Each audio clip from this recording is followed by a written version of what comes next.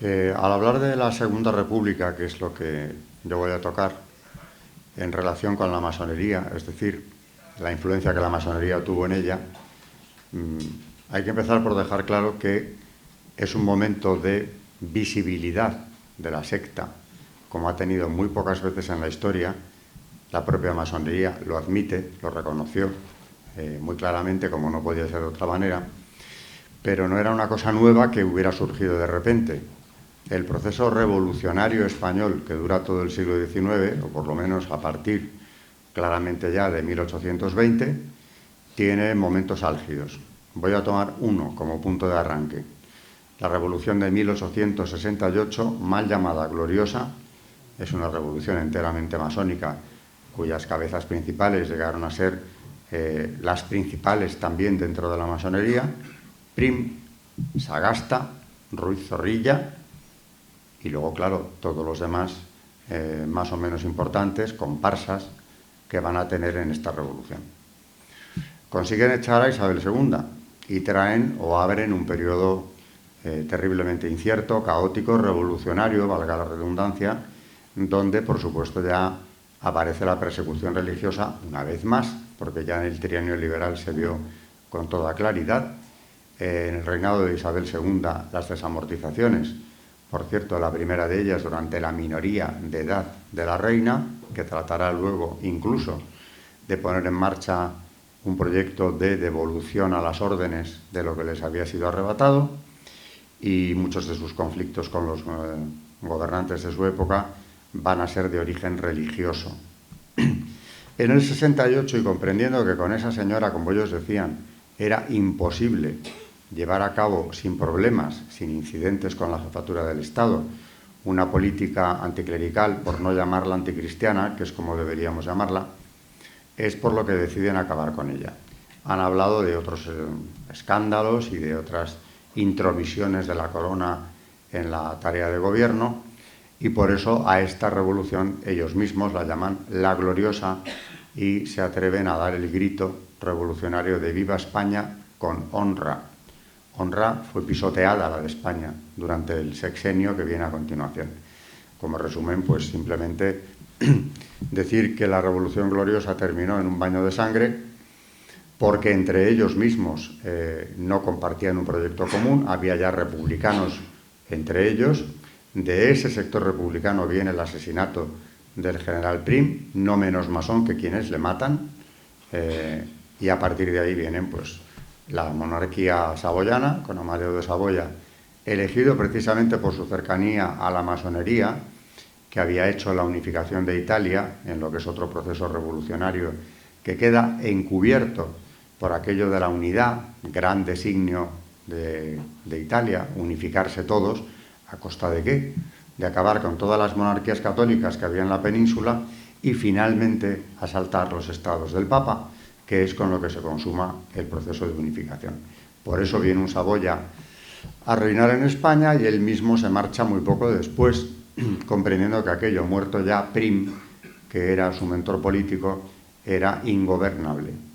Viene luego el trágico episodio de la Primera República, enteramente masónica, krausista, en una versión de lo que es la masonería, porque al fin y al cabo el krausismo tiene una impronta masónica fuerte. Y después de ese caos republicano en el que España está a punto de desaparecer por el proyecto cantonalista, que es fomentado desde Madrid, no es porque los cantones de repente, como en un curioso sarampión, empezaran a independizarse, incluyendo algunos como el cantón de Camuñas o el de Toro, por no hablar de los más grandes, Cartagena, por ejemplo. Hay que preguntarse qué es lo que estaba ocurriendo en España, qué les pasó para proclamar esa autonomía propia en lugares tan pequeños y además de pronto, de golpe. Por cierto, Cataluña no quiso sumarse a esto y no tenemos cantones en Cataluña. El proyecto de Cataluña era muy distinto, era de otros vuelos, y el cantonalismo allí no arraigó. En la costa levantina y andaluza también, en buena parte, es donde va a tener más fuerza, concretamente en Cartagena, pero yo no me quiero detener en esto. Es que todo el cantonalismo español está organizado desde Madrid. y viene de parte del Partido Republicano en su versión federal. ¿Por qué son republicanos y federales? Porque esa combinación república federalista destruye España. Y esto es lo que buscaban. Igual que en nuestros días, el propio Otegi hablaba de la destrucción de España para conseguir, después de haberla destruido, una España roja y laica. Bueno, pues es que esto no tiene ninguna novedad. No es nada que no hayamos visto antes. Roque Barcia es uno de los grandes organizadores del cantonalismo español desde el republicanismo federal. Así que cuando veamos federalismo ya sabemos lo que trae. Viene la restauración de Cánovas del Castillo, pues parece claramente un respiro en relación con todo lo anterior, pero no deja de tener ya una impronta revolucionaria, como le echó en cara en pleno Congreso de los Diputados don Alejandro Pidal, cuando le dice que han neutralizado la restauración monárquica introduciendo en el sistema la revolución. Se refiere al Partido Liberal, se refiere al partido de Sagasta. Sagasta, que llega a ser jefe de la masonería española y además es el único presidente de gobierno que yo recuerde que lo ha admitido, presionado por Vázquez de Mella en las Cortes españolas, cuando le acorrala con un argumento irrefutable. Tenemos derecho a saber. Si usted pertenece a una secta secreta, con una jerarquía propia y unas consignas que tiene que seguir, esas consignas y esa jerarquía no van a ser compatibles con los intereses de la nación. Dígalo usted. Y claro, no podía negarlo allí mismo. Así que admite, dice él, haberlo sido. Pero que al ver que los papas insistían, yo como buen católico, o sea que tenían que insistir, con una condena no le era suficiente, ni con las 40 que había ya, tampoco, pero al ver que insistían, debe de estar pensando en León XIII, dice que lo deja y recoge el diario de sesiones de las Cortes. Estamos en 1894. Risas y aplausos de los señores diputados.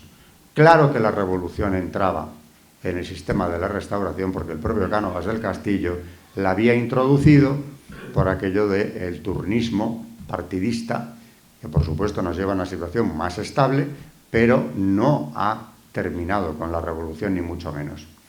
Por eso, aterrizando ya en Alfonso XIII, que es por donde hay que empezar para hablar de la Segunda República, dos avisos. Primero, cuando Alfonso XIII, que nace rey en 1886,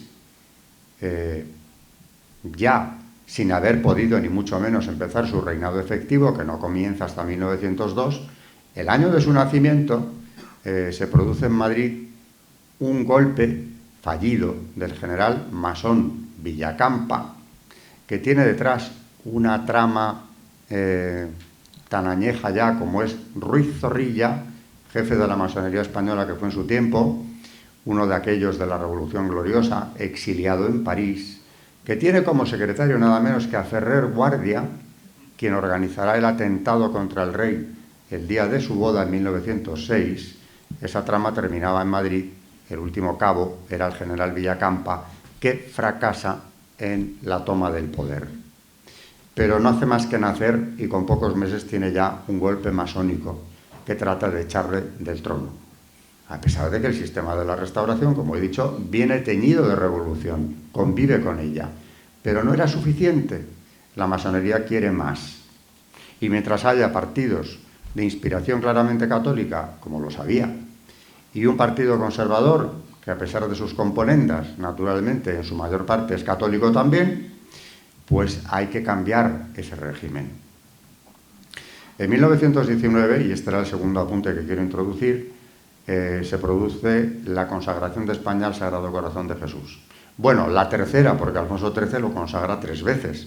La primera en 1911 en el Palacio Real, Salón del Trono, aprovechando la clausura del Congreso Eucarístico que ese año se celebró en Madrid. Eso se improvisó, lo hizo el propio rey, un poco no, del todo a espaldas de su gobierno. Estaba Canalejas en el poder, estaba el Partido Liberal. Naturalmente nada que menos pudiera gustarles que el final de ese congreso concluyera con una consagración del reino, que no se había consagrado jamás. Ha habido mucha prudencia en los gobernantes católicos a la hora de hacerlo. El primero fue el de Ecuador, presidente de Ecuador, García Moreno, que muere muy poco tiempo después asesinado, siglo XIX. En el año 11, como digo, el Alfonso XIII lleva a cabo 2 consagraciones, la del Palacio Real y días más tarde la de la cripta de la Almudena, que era lo único que estaba terminado de la catedral, que por eso sigue siendo a día de hoy Templo Nacional del Sagrado Corazón, cosa que quiso recordar Monseñor Rouco, poniendo una placa allí, que cuando entremos en la cripta veremos que sigue. Como no es suficiente, y además está el proyecto de hacerle un monumento al Sagrado Corazón, que es el que todavía está en el Cerro de los Ángeles, bueno, no es el que todavía está, porque aquel lo volaron en 1936, pero al acabar la Guerra Franco empieza la reconstrucción y en el año 19, volviendo allí, Alfonso XIII consagra por tercera vez, con una oposición violenta de la masonería y de todo el progresismo español en prensa, entre otros Pablo Iglesias, califica de aberrante el acto del Cerro de los Ángeles. Y días más tarde, en agradecimiento, el que llevaba las consagraciones en la oficina de consagraciones en España, bueno, y a nivel europeo, que era el padre Mateo Crowley, le pide una audiencia para darle las gracias por su implicación en este acto. Y en esa audiencia, como reveló el padre después, y lo ha publicado varias veces, el rey le dice que ha cumplido con enorme gusto esta obligación de rey católico, y además le confiesa que el enemigo, le dice, está dentro de la ciudadela. Hace poco, estoy citándole de memoria al padre Crowley, dice el rey, en este mismo salón donde estamos, tuve que recibir una delegación de la Masonería Internacional, unos 12 señores, dice, presidido, aunque no da el nombre, yo sí sé quién era, el que presidía la comisión, era don Luis Simarro, catedrático de la Universidad Central de Madrid, que le vienen con una proposición. Son 4 puntos. Primero, que se inicie en la masonería, en una logia. Le traen el documento para que lo firme. Segundo, que violando esa democracia que dicen ellos tanto proteger, tome el poder de algún modo o presione a su gobierno de tal manera que se consigan 3 avances. 1, Estado laico para España. 2, introducción del divorcio. Y 3, escuela laica. La educación ha sido siempre, por supuesto, el punto de mira. Les dice que no, que de ninguna manera como católico puede hacer tal cosa, y les despide con una venia, lo que equivale a decir que les dice que pueden irse yendo. Y al salir, Simarro le dice, lo sentimos, vuestra majestad acaba de firmar su abdicación implícita y su destierro. Esto en el año 19. Bueno, pues tardarán 12 años, pero finalmente conseguirán echarle, y aquí entramos ya en materia en la Segunda República. ¿Cómo vino la Segunda República? Hay un diagnóstico tan certero, también del rey, Alfonso XIII, ya en el exilio, cuando le dice a Cortés Cabanillas, que lo publica en su libro Confesiones y muerte de Alfonso XIII, le dice lo siguiente, hablando de la República Española, que en ese momento estaba, tratando de consolidarse, aunque las luchas internas entre ellos lo hacían bastante complicado.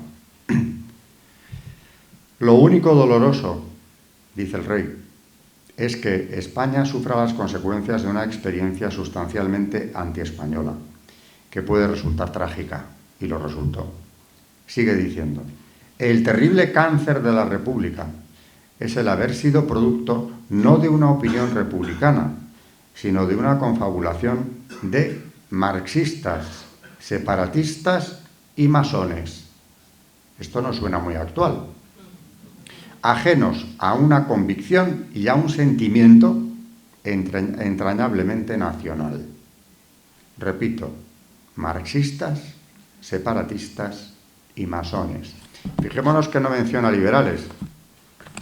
Claro, al hablar de masones está sobreentendido que los que incluso han gobernado con él tienen, si es que no se han iniciado, una clara deuda con la secta masónica.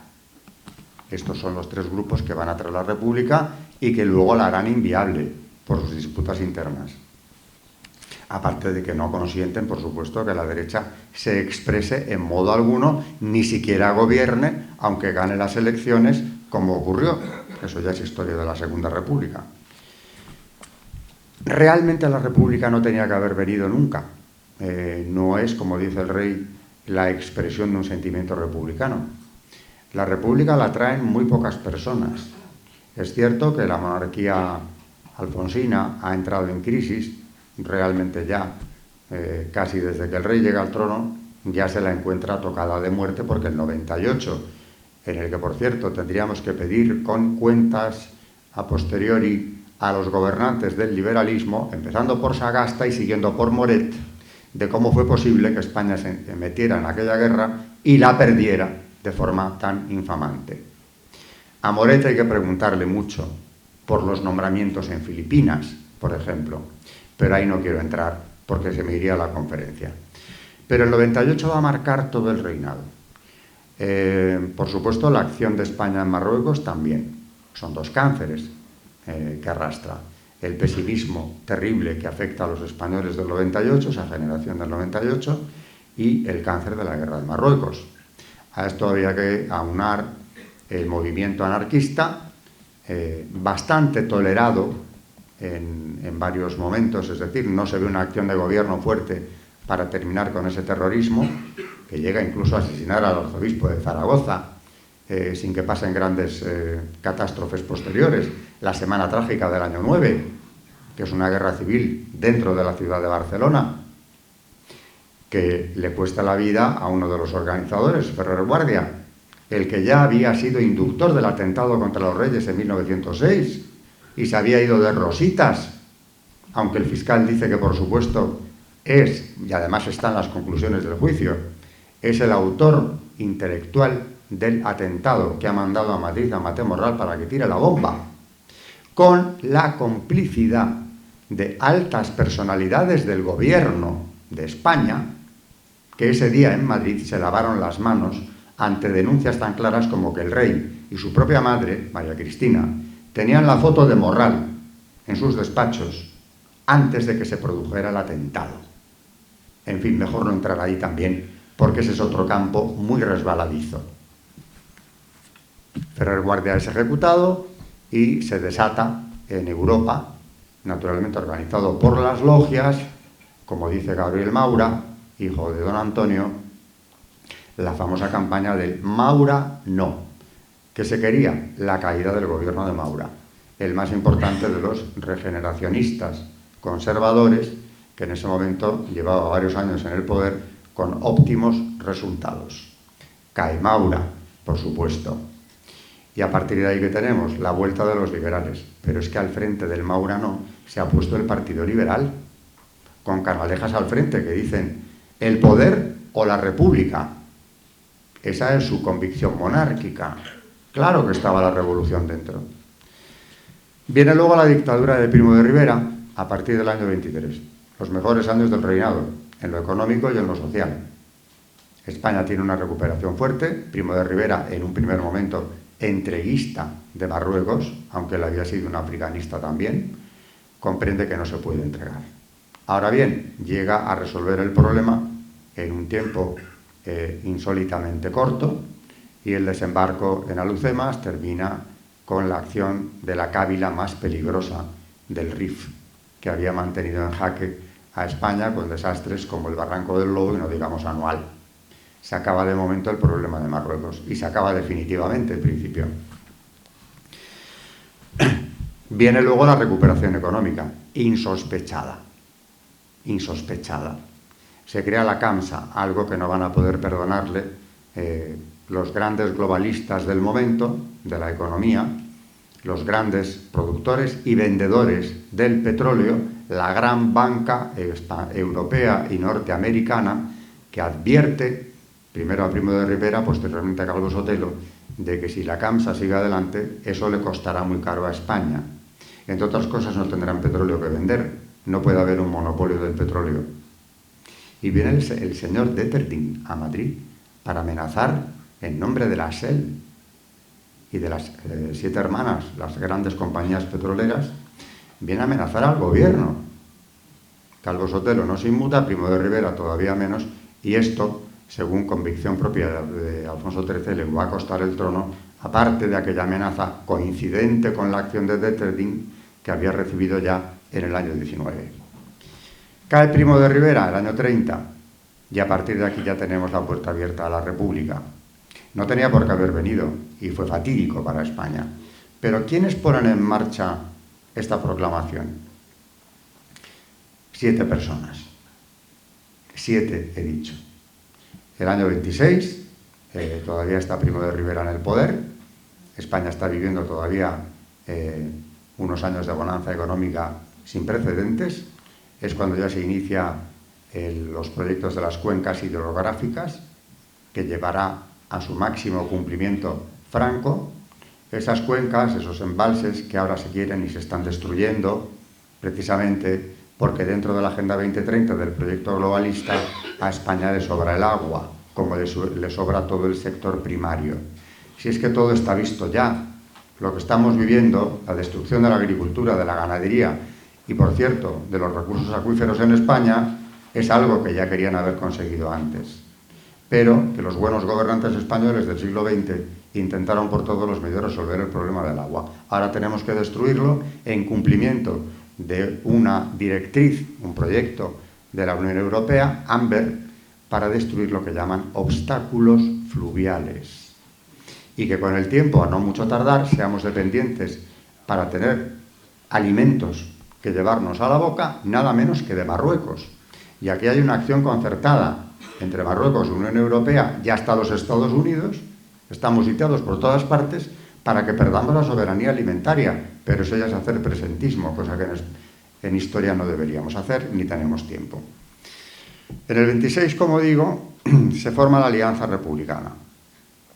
Se reúnen en una rebotica de la calle de Atocha, número 35, la del profesor Giral. El doctor Giral, que acabará siendo, bueno, todos estos son políticos después de primer orden en la Segunda República, reúne en su rebotica, luego pasarán a reunirse en casa de Alejandro Lerroux, el jefe del Partido Radical, aquel que en su juventud animaba a los jóvenes bárbaros, sus partidarios, a entrar en los conventos y violar a las novicias, con el eufemismo de que había que levantarles el velo y elevarlas a la categoría de madres, jugando con la jerarquía dentro de la orden. Pasarán a reunirse en casa de Lerroux. ¿Quiénes son? 7 dicho, aparte del propio Lerroux, aparte del doctor Giral, están entre otros Manuel Azaña, que será el hombre fuerte de la Segunda República. No era todavía masón, pero se iniciará en 1932. Esto lo publicó la prensa de su época y lo publica él, su iniciación masónica, en sus propias memorias. Tomará el nombre simbólico de Plutarco y ya estaba en el poder cuando se inicia. ¿Por qué lo hace si antes no lo había hecho? Porque comprende que en la Segunda República, si quieres tener el control de la clase política, necesitas esa iniciación. Y la llevó adelante. Se ha dicho de él, queriendo salvarle, que no fue un masón muy activo. Bueno, no tanto, ¿verdad? Pero tuvo un control importante de la política y además era un hermano dentro de la secta. Por otro lado, ¿a quién tenemos? Álvaro de Albornoz. Bueno, todos los que voy a leer a continuación, absolutamente todos, son masones.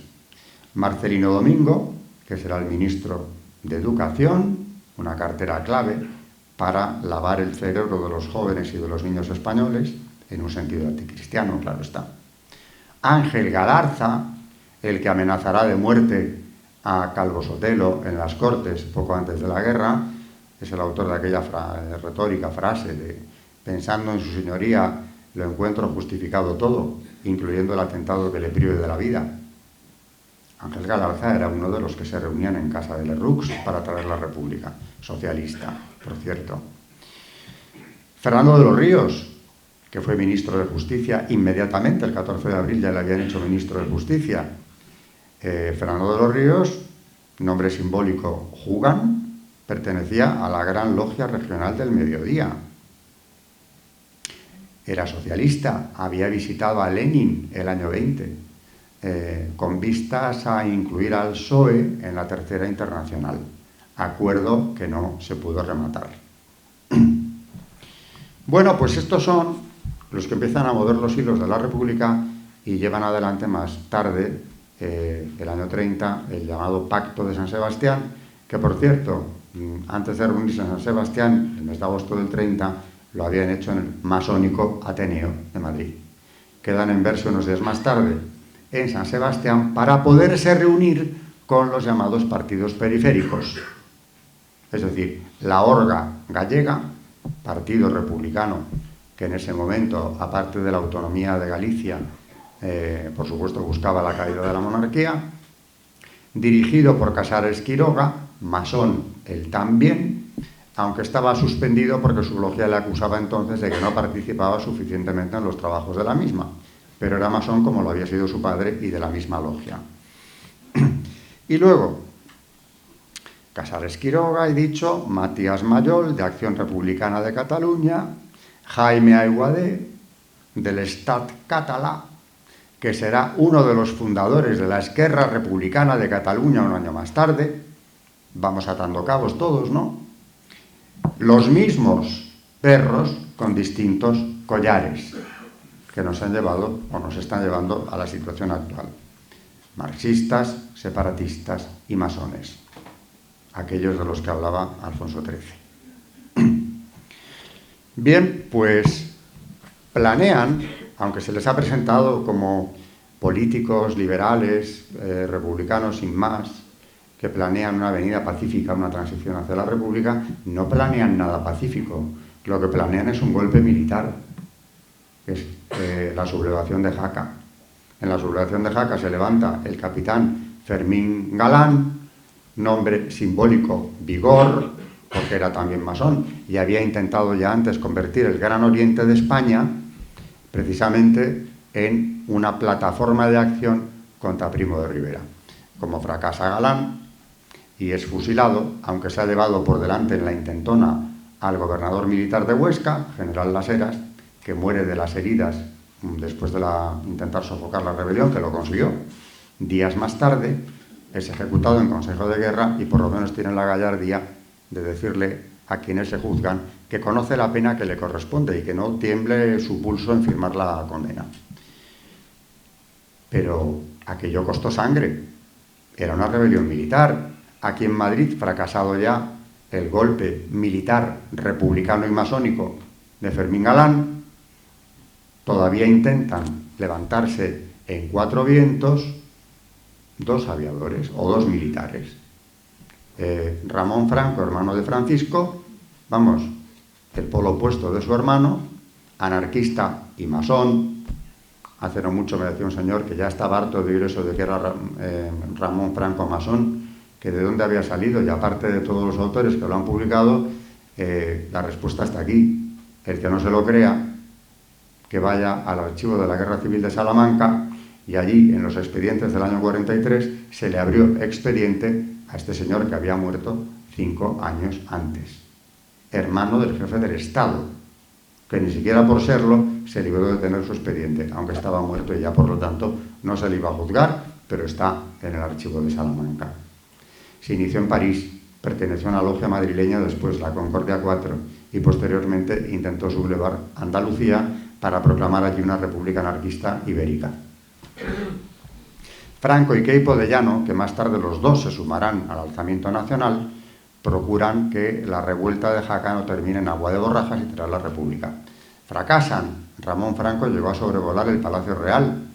Una de las hijas de Alfonso XIII recordaba años más tarde el miedo que pasó cuando el avión de Franco sobrevoló muy cerca de los tejados de este palacio. El mismo, aunque sabían sus habitantes a qué venía, supuestamente a bombardearlo. Ramón Franco dijo luego que no lo hizo porque vio niños en la Plaza de Oriente y claro, no era cuestión de matarles. A la familia real, pues si le cayó una bomba tampoco importaba demasiado. Van a la cárcel todos los implicados en el Pacto de San Sebastián.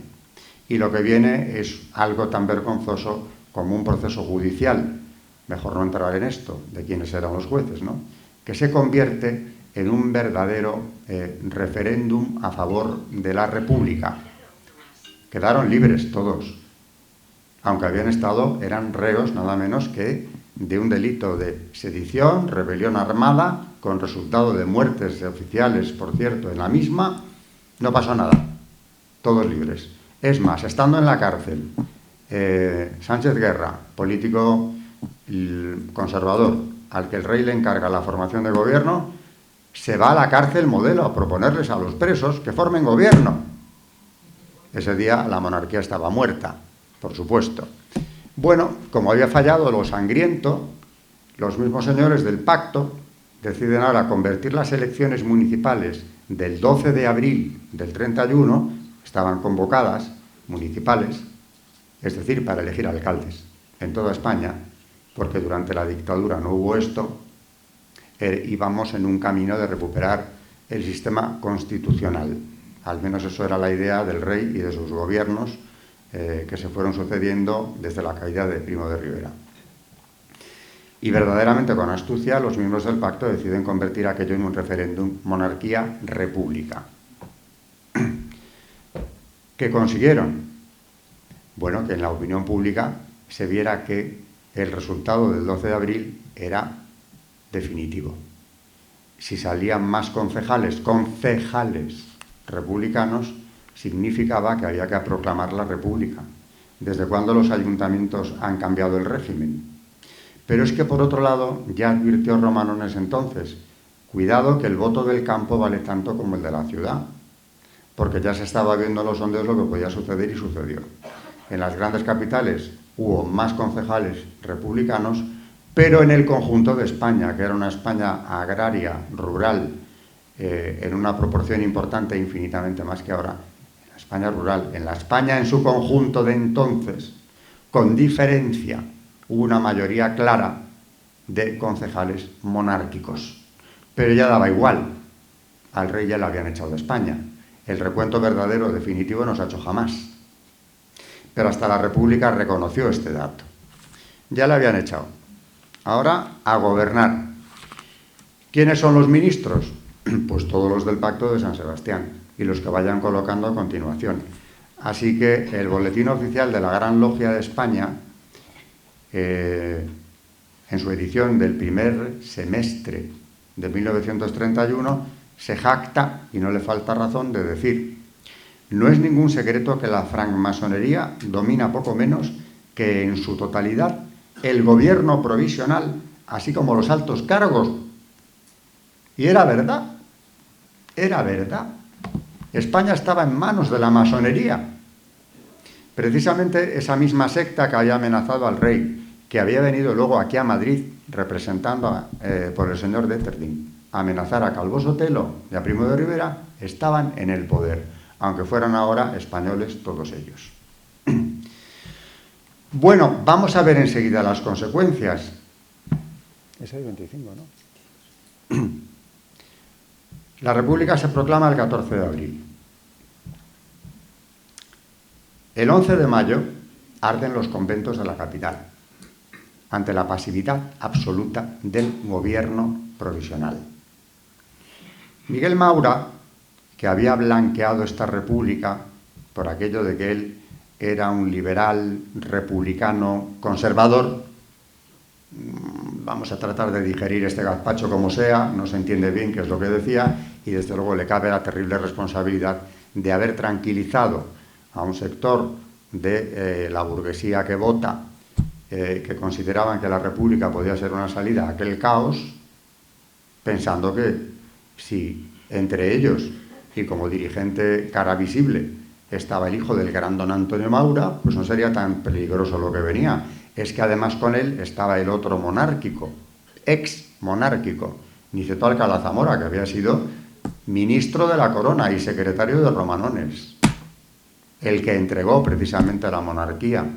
Romanones con Marañón, en el despacho de Marañón se reúnen Niceto, su antiguo secretario, y el conde de Romanones, ministro de la corona en ese momento, y pactan únicamente la salida del rey de España. En fin,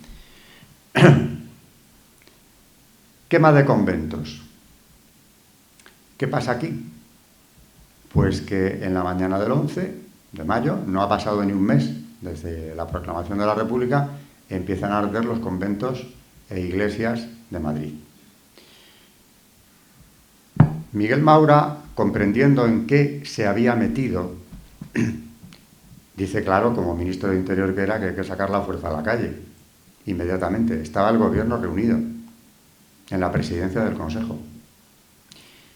Y Azaña, que no era el presidente, sino el ministro de la Guerra, con un proyecto de destruir el ejército hasta donde le fuera posible, tenía un verdadero odio, fobia personal contra el estamento militar.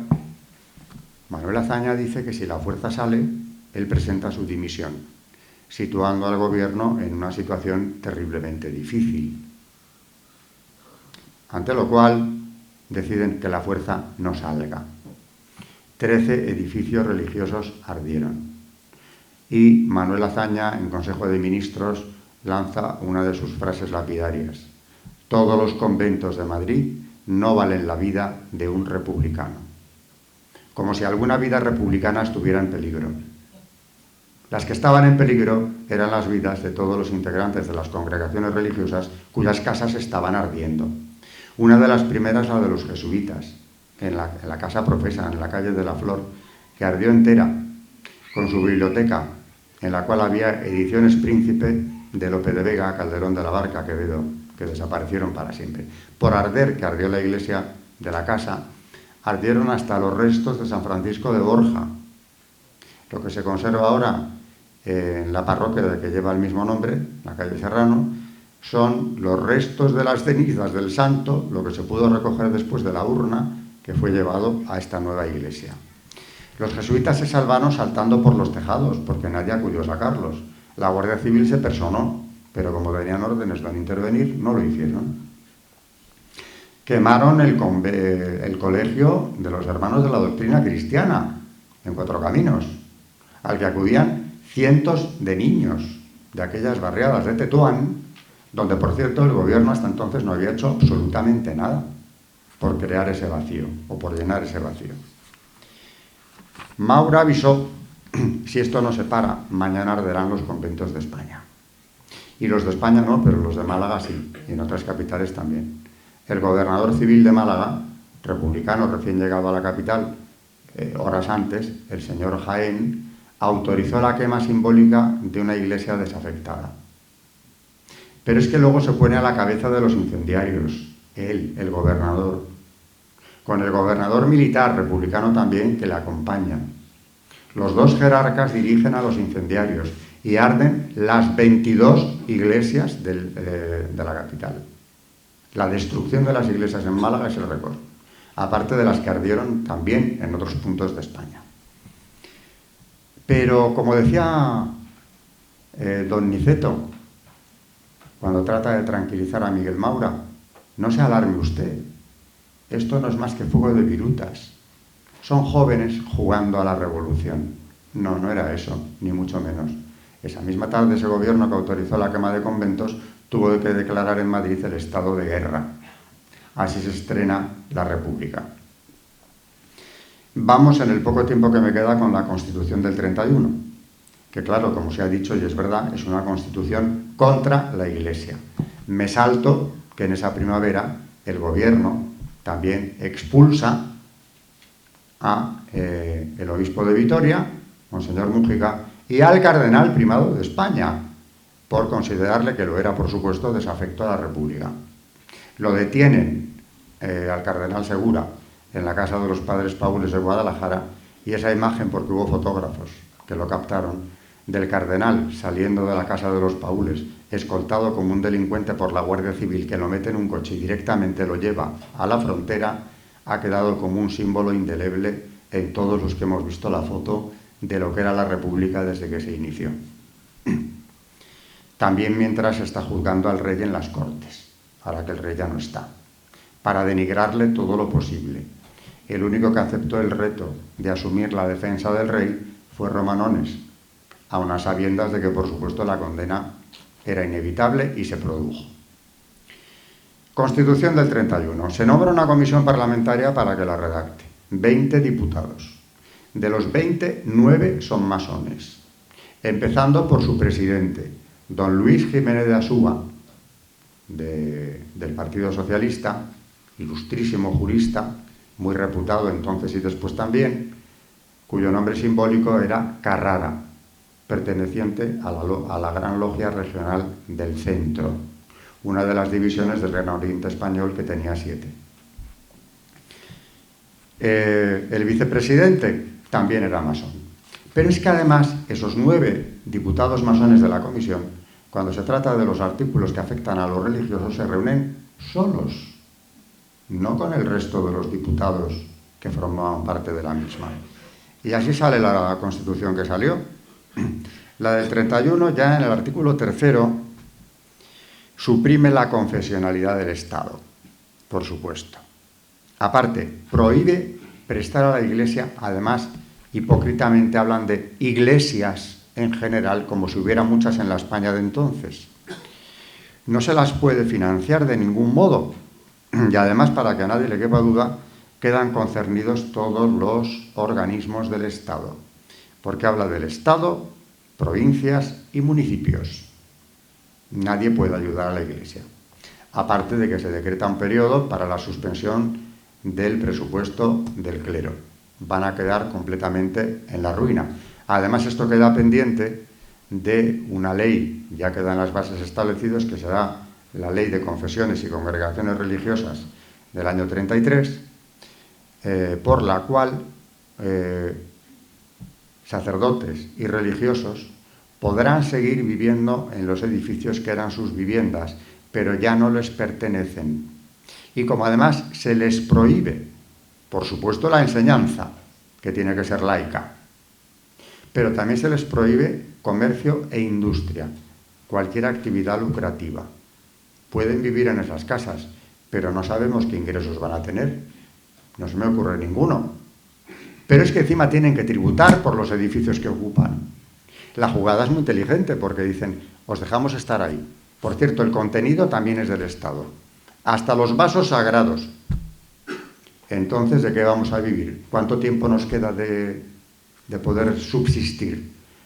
Pues lo que quieran los fieles con sus donativos. No hay otro modo de ingresos. No hay otra posibilidad. También la Constitución decreta la expulsión de los jesuitas, alegando que dice que cualquier orden que esté a merced o que tenga que acatar la autoridad de una autoridad distinta de la del Estado queda suprimida. ¿Quiénes eran estos? Los jesuitas por el 4º voto.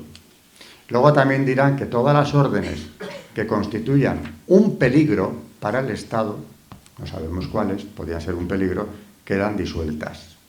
Las que no se inscribirán en un registro especial dependiente del Ministerio de Justicia.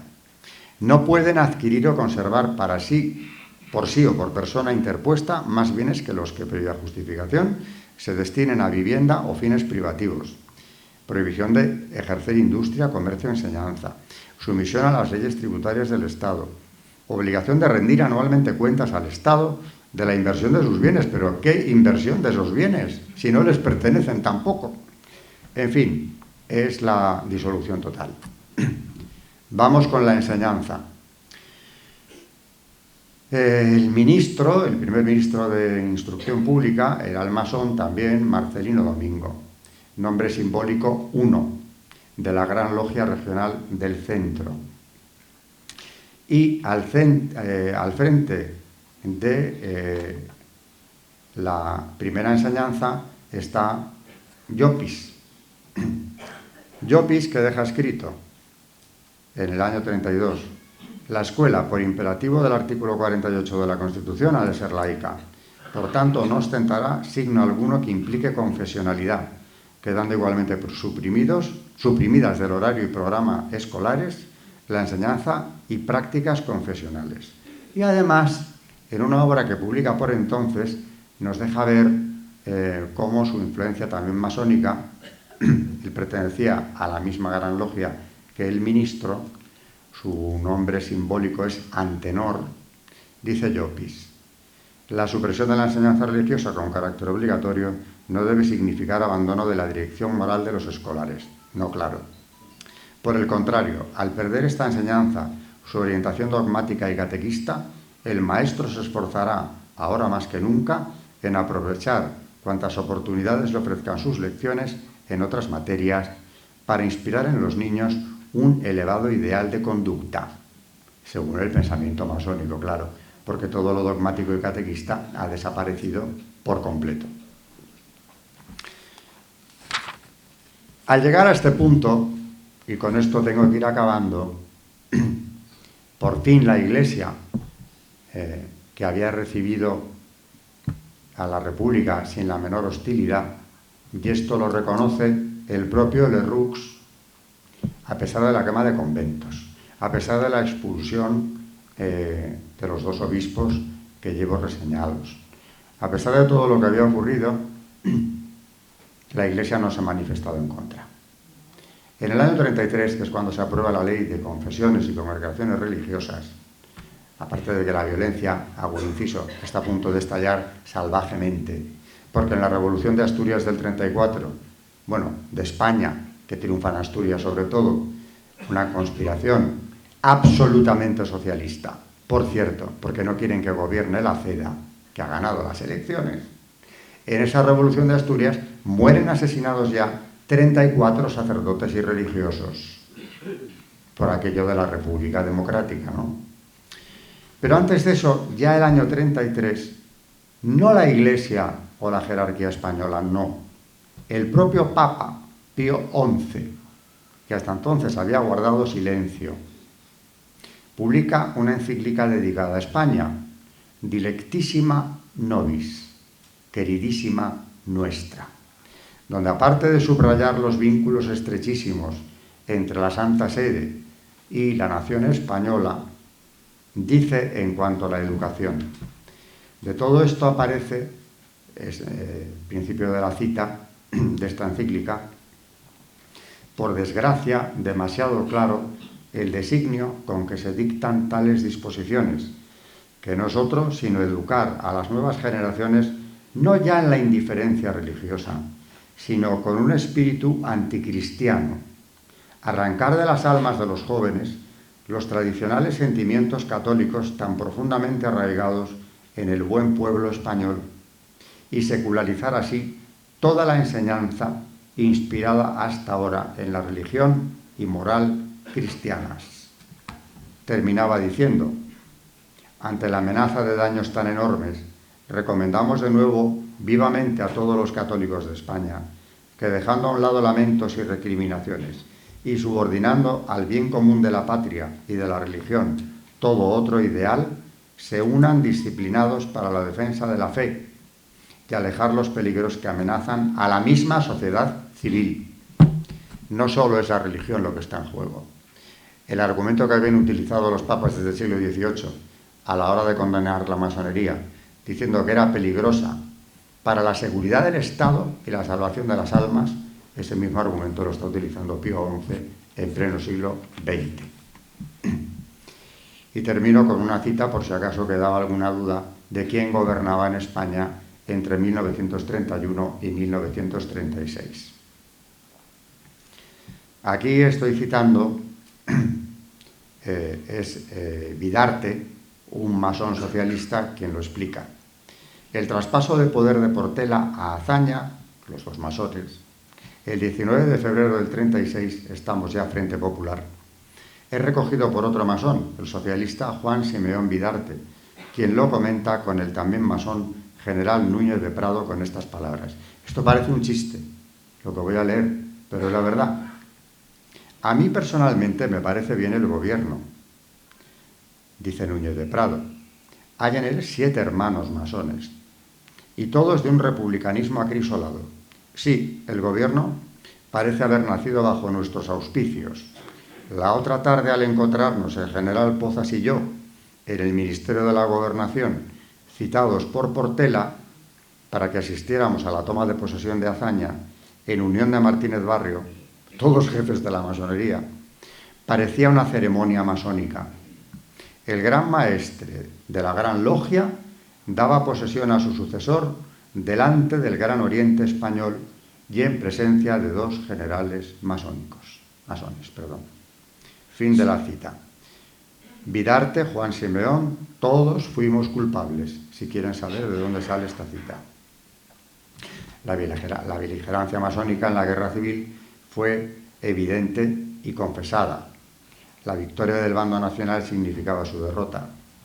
El Grande Oriente, en Valencia, en octubre del 37, había decidido emprender una lucha a muerte contra el régimen, presagiando lo que calificaba de agonía, atención a la cita, de la Santa República de nuestras libertades, la más masónica que quepa concebir, en palabras del gran maestre del Gran Oriente español. No parece exagerado, ni mucho menos, que ya en el año 40 el general Franco, ganada la guerra, establecido ya, empezando a rodar el régimen, estableciera el Tribunal de Represión de la Masonería y el Comunismo. Era el mismo tribunal para ambas cosas. Por cierto, no se ejecutó a ningún masón por serlo, porque en este tribunal la pena máxima para el masón que no hubiera pasado del grado 18, sabía muy bien Franco lo que ocurría en cada grado. Para el que no pasara de ese, la pena máxima era prisión menor. Y la máxima pena para el que hubiera pasado de dicho grado era de prisión mayor. No se contemplaba la pena de muerte para nadie, aunque ahora nos están atribulando constantemente con que ya es hora de que se les permita vivir y se deje de perseguir y matar masones. Pero ¿quién les ha matado y dónde? Aquí no, desde luego.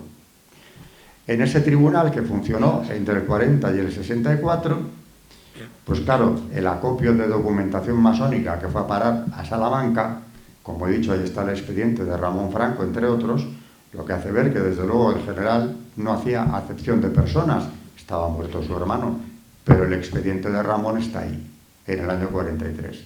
El material que se recopiló de todo lo que habían hecho durante la guerra civil y previo al estallido de la misma es abrumador. Y ahora se entiende por qué la Generalidad de Cataluña, hace ya mucho tiempo, batallaba por conseguir el archivo de Salamanca, que se trasladara íntegramente a Barcelona, porque, entre otras cosas, es que estaban allí todos los jefes de la Esquerra Republicana, prácticamente, procesados o en busca y captura. Es un archivo de una riqueza inigualable a la hora de estudiar la acción masónica en esos años. El tribunal, insisto, no era desde luego una medida exagerada. Eso sí, aparte de las prisiones que correspondieran según el grado a cada masón, quedaban todos inhabilitados para la función pública de por vida en España, lo que tampoco parece ni mucho menos una exageración. Y con esto hemos concluido la exposición.